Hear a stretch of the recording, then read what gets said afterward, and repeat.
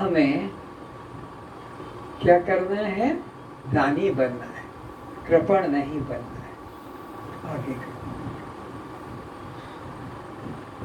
मैं आत्मा ही सब भूतों के आदि, मध्य तथा अंत होने वाले रूप में स्थित रहता हूँ। फिर से, मैं आत्मा ही सब भूतों के आदि, मध्य तथा अंत होने वाले रूप में स्थित रहता हूँ। तो भगवान परमात्मा या आत्मा जो कहो, वो ही तीनों कालों में सत्य है, आदि में भी, मध्य में भी और अंत में भी। और ये नाम रूप, ये तो इनकी सत्ता ही नहीं। इसलिए भगवान ने अर्जुन को भी यही संदेश दिया कि तू सत्य को छोड़कर असत्य के लिए आग्रह क्यों करता है? सत्य वस्तु आत्मा है और वो तेरा स्वरूप है, उसका कभी नाश नहीं और कभी जन्म नहीं। और जिसका उत्पत्ति होती है उसका तो नाश होता है। तो ये संसार के सब पदार्थ नाशवान है, पर आत्मा तुम्हारा स्वरूप अविनाशी है, उसमें निश्चय करो। यदि मैं न रहूं तो यह सूर्य, चंद्र, पृथ्वी आदि की सिद्धि कैसे हो? तो तुम्हारी सत्ता को बता रहे हैं कि तुम कितने महान हो। तुम देवताओं को उतार लेते हो। तुम्हारे अंदर वो क्षमता है, भूतों को वश में कर लेते हो, भालू सर्प को वश में कर लेते हो, और अवतारों को भी तुम वश में कर लेते हो भक्ति के द्वारा। तुम्हारी ताकत से, तुम्हारे तेज से ये सूर्य दिन रात कप रहा है, तुम्हारी शक्ति से ये चंद्रमा दिन रात शीतलता बरसा रहा है, तुम्हारी शक्ति से ये पवन दिन रात चल रहा है, तुम्हारी शक्ति से ही यह पृथ्वी जल और अन्न को धारण किए। तुम्हारी शक्ति अगर न मिले तो ये सूर्य नाम की वस्तु ही नहीं रहेगी, चंद्रमा नाम की वस्तु ही नहीं रहेगी, जल नाम की वस्तु ही नहीं रहेगी।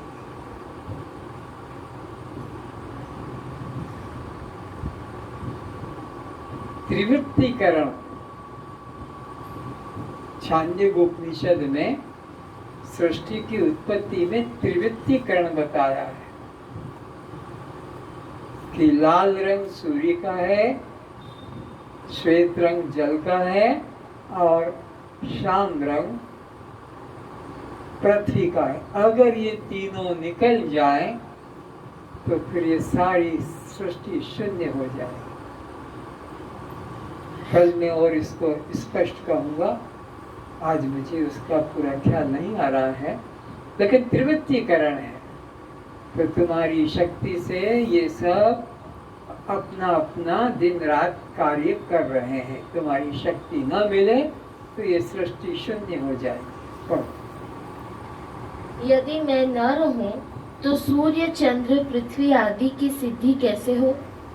मैं न रहूं तो इन्हें कौन जाने, तथा मैं न रहूं तो इसके भावाभाव को कौन प्रमाणित करेगा?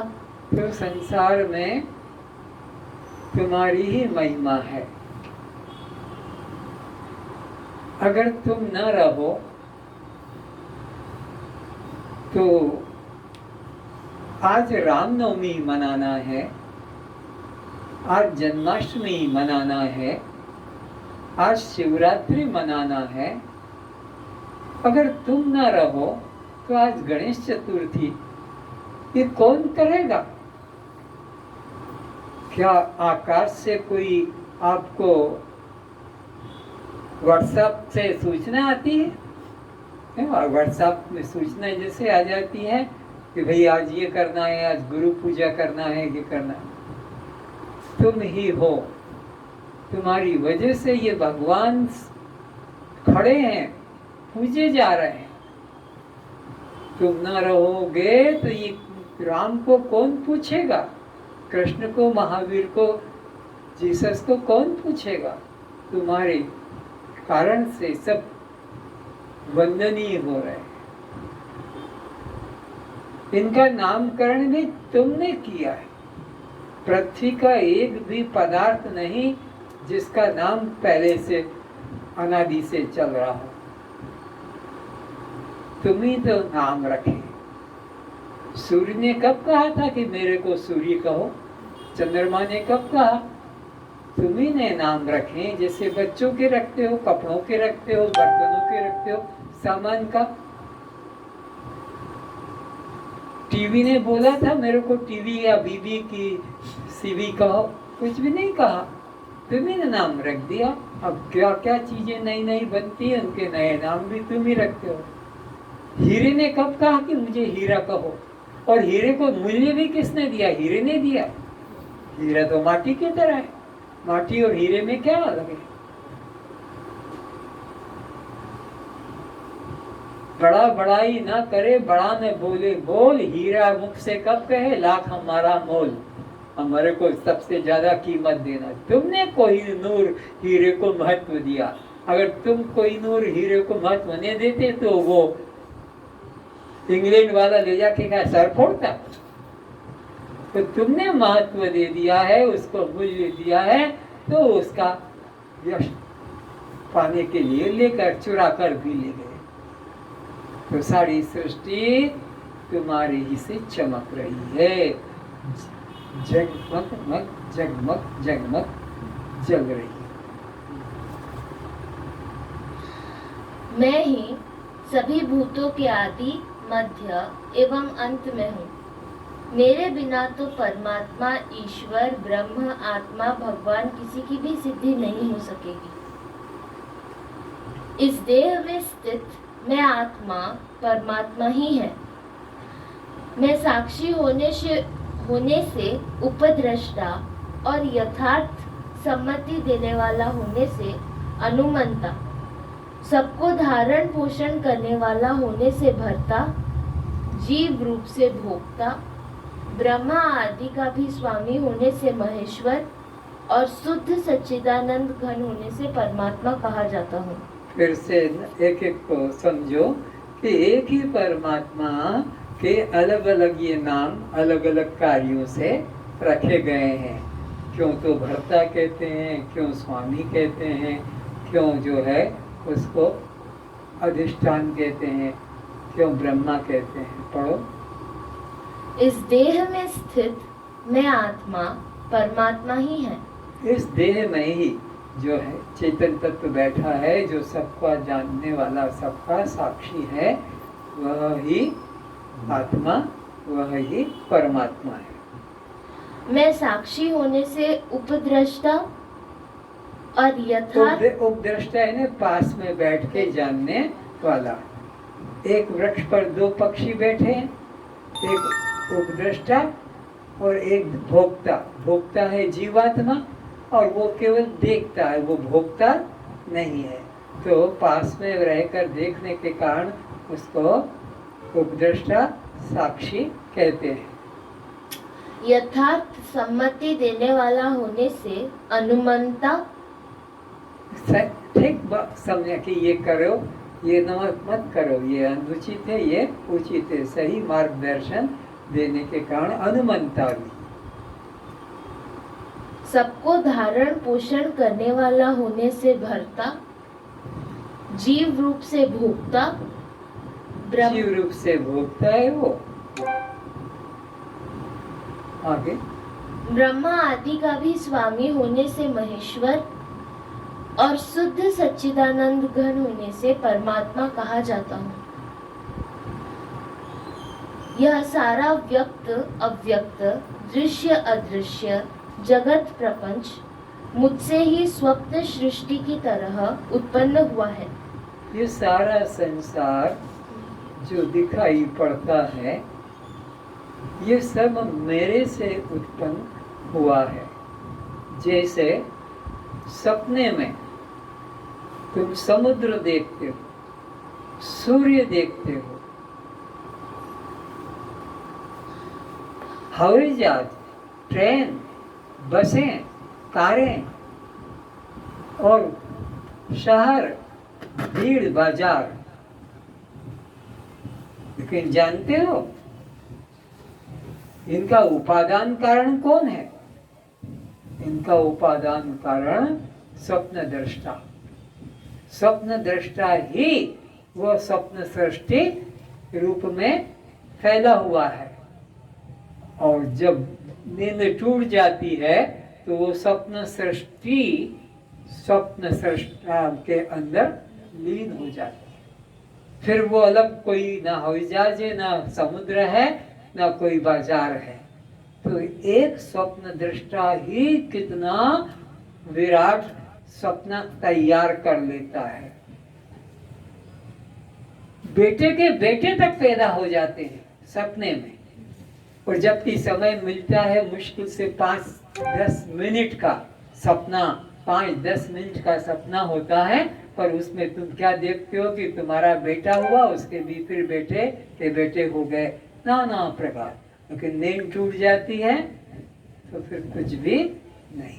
तो जैसे स्वप्न सृष्टि के तुम ही एकमात्र सृष्टा ईश्वर हो, तुम्हारे अलावा न सृष्टि है न कोई सृष्टा है स्वप्न में। इसी तरह ये जो आपको स्थूल संसार दिखाई पड़ता है ये भी एक केवल परमात्मा है, उस परमात्मा के अतिरिक्त अन्य किंचित भी नहीं है। मुझ में ही स्वप्न नगर एवं स्वप्न जीवों की तरह सब प्रतिष्ठित है, और मुझ में ही स्वप्न भंग की तरह प्रलय काल में लय को प्राप्त हो जाता है। जैसे सपने में पैदा होते हैं वो सृष्टि काल, और सपने टूट जाता है वो लय काल, प्रलय काल। जैसे सपना का उत्पत्ति करता, पालन करता, संहार करता स्वप्न सृष्टा है, इसी प्रकार इस सृष्टि का भी उत्पत्ति करता, पालन करता और संहार करता मैं एक चैतन्य आत्मा ही हूँ, मेरे अतिरिक्त कोई अन्य नहीं। अतः मैं ही एकमात्र अद्वय ब्रह्म सत्य हूँ।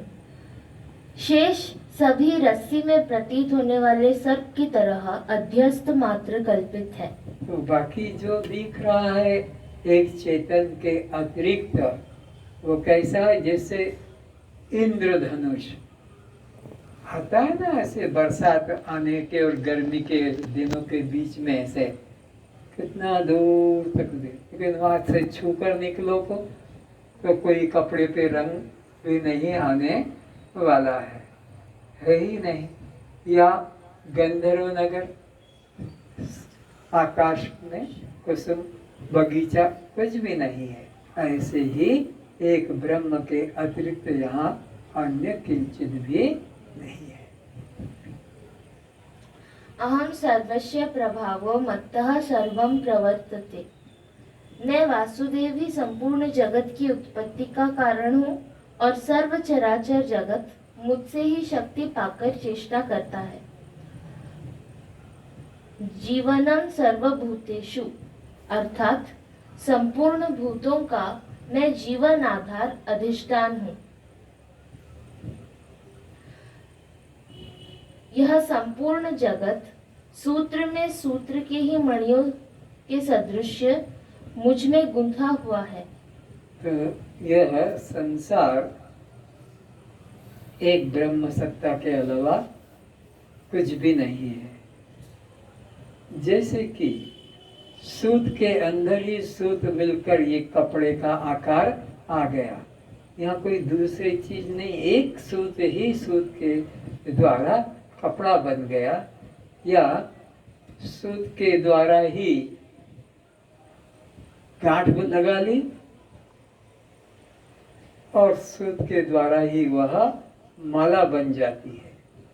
बस गांठ लगाते चले जाओ सूत के अंदर, तो वो माला बन गई, पर वो माला सूत से अलग नहीं। भगवान कहते हैं, अर्जुन ये सारा संसार कैसा है, जैसे मणिमाला में सूत की तरह।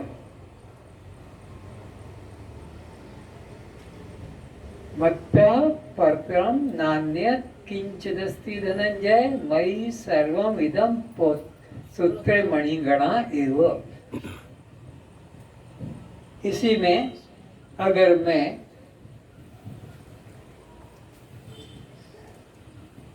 एक छोटा सा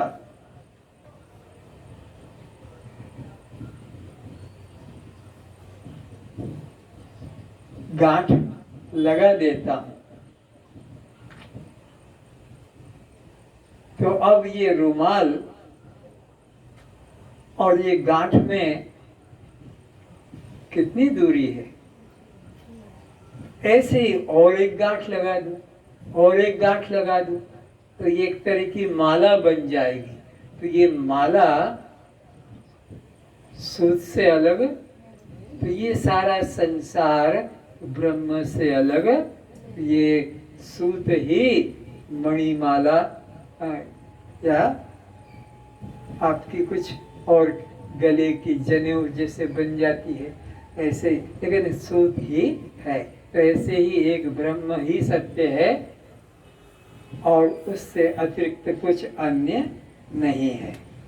सारा संसार परमात्मा में कैसा गुथा हुआ है, जैसे सूत की मणिमाला में सूत।